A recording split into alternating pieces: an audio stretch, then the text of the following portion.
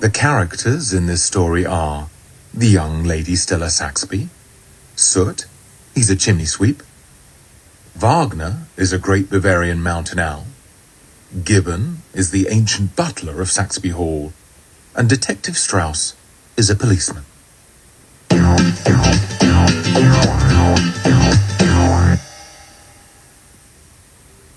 Chapter 1.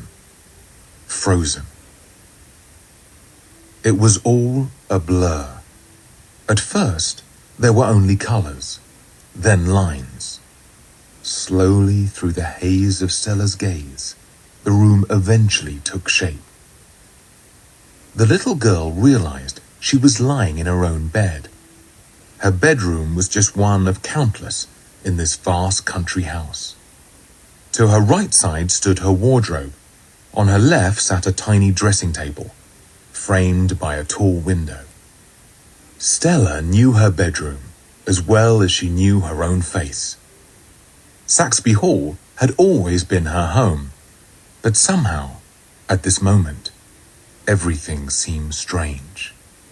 Outside, there was not a sound. The house had never been this quiet before. All was silent. From her bed, Stella turned her head to look out of the window. All was white. Thick snow had fallen. It had covered everything within sight. The long sloping lawn, the huge deep lake, and the empty fields beyond the estate. Icicles hung from the branches of trees. Everything was frozen. The sun was nowhere to be seen. The sky was as pale as clay. It seemed to be not quite night, not quite day. Was it early morning or late evening? The little girl had no idea. Stella felt as if she had been asleep forever. Was it days, months, years?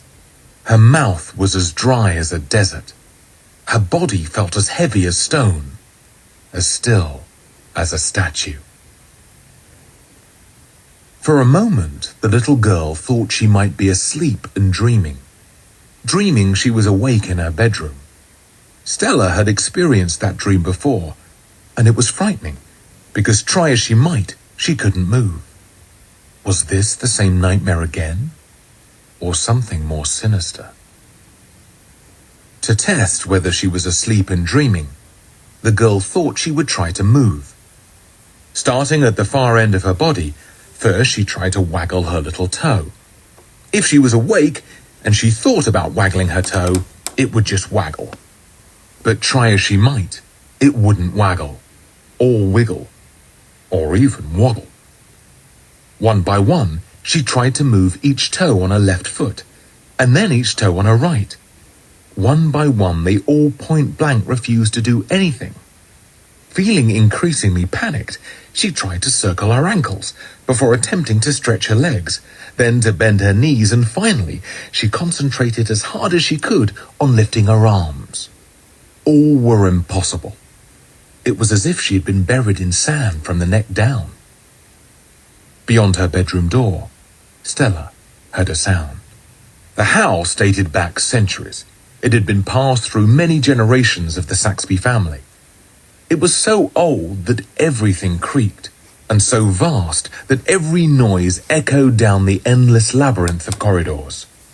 Sometimes the young Stella believed that the house was haunted, that a ghost stalked Saxby Hall in the dead of night. When she went to bed, the little girl was convinced she could hear someone or something moving about behind her wall. Sometimes she would even hear a voice calling to her. Terrified, she would dash into her mother and father's room and climb into bed with them. Her mother and father would hold Stella tight and tell her she was not to worry her pretty little head. All those strange noises were just the clatter of pipes and the creaking of floorboards. Stella was not so sure. Her eyes darted over to the huge oak-panelled door of her bedroom. At waist height, there was a keyhole, though she never locked the door and didn't even know where the key was. Most likely, it had been lost 100 years ago by some great-great-great-grandparent, One of those Saxby lords or ladies whose paintings were hung every few paces along the corridors, captured forever unsmiling in oils. The keyhole flickered light to dark. The little girl thought she saw the white of an eyeball staring at her through the hole before quickly disappearing out of view. "Mama, is that you?" she cried out. Hearing her own voice out loud, Stella knew this was no dream. On the other side of the door, an eerie silence lingered. Stella plucked up the courage to speak again. "Who is it?" she pleaded. "Please." The floorboards creaked outside. Someone or something had been spying on her through the keyhole. The handle turned, and slowly the door was pushed open. The bedroom was dark, but the hallway was light, so at first all the girl could see was a silhouette. It was the outline of someone as wide as they were tall. Even though they were extremely wide, they still weren't particularly tall. The figure was wearing a tailored jacket and +4s, those long billowy shorts that golfers sometimes wear. A deerstalker hat adorned the figure's head, with the ear flaps unflatteringly down. Jutting out from their mouth was a long, thick pipe. Soon, plumes of sickly sweet tobacco smoke clouded the room. On one hand, there was a thick leather glove. Perched on the glove was the unmistakable outline of an owl. Stella knew instantly who this person was. It was her awful aunt, Alberta. "Well, you've finally woken up, child," said Aunt Alberta. The woman's voice was rich and deep, like a boozy cake. She stepped out of the doorway and into her niece's bedroom, her large brown steel toe-cap boots clumping on the floorboards. Now in the half-light, Stella could make out the heavy tweed of her suit and the long, sharp talons of the owl wrapped around the fingers of the glove.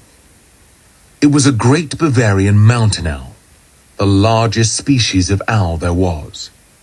In the villages of Bavaria, these owls were known by locals as flying bears on account of their startling size. The owl's name was Wagner.